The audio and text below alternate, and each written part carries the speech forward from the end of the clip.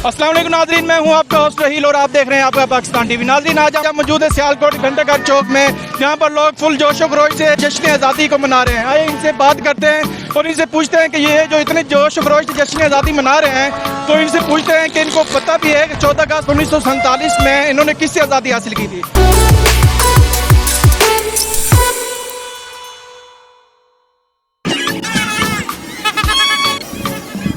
आपका नाम? आमर अली। आपका? जाहद अली। हसन। अब हमें ये बताएं, आप लोग कहाँ से आए हैं? सियालकोट से। सियालकोट से ही हैं। तो आप यहाँ पर फुल जोश खरोश से जश्न आज़ादी को एंजॉय कर रहे हैं? जी जी बिल्कुल। आप हमें ये बताएं कि आप जो इतने जोश खरोश से जश्न आज़ादी को एंजॉय कर रहे हैं, 14 अगस्त 1947 में पाकिस्तान किससे आज़ाद हुआ था? इंग्लिस्तान से। किससे? बरतानिया से।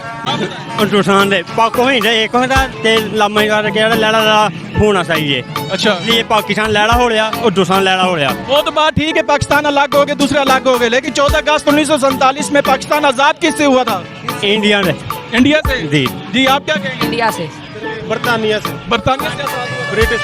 जी, ब्रिटिश। इतने जोश खरोश से आज़ादी एंजॉय कर रहे हैं, आखिर इसकी हिस्ट्री तो कुछ मालूम होगी आपको?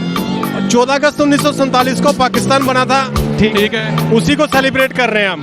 अच्छा, आप मुझे ये बताएं, पाकिस्तान का पहला वजीर आजम कौन है? लियाकत अली खान। अस्सलाम वालेकुम। वालेकुम। आपका नाम?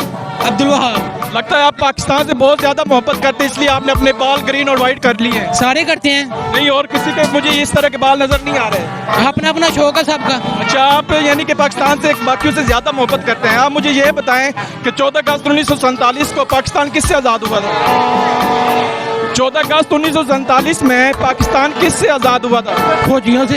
ये साल पाकिस्तान, पाकिस्तान।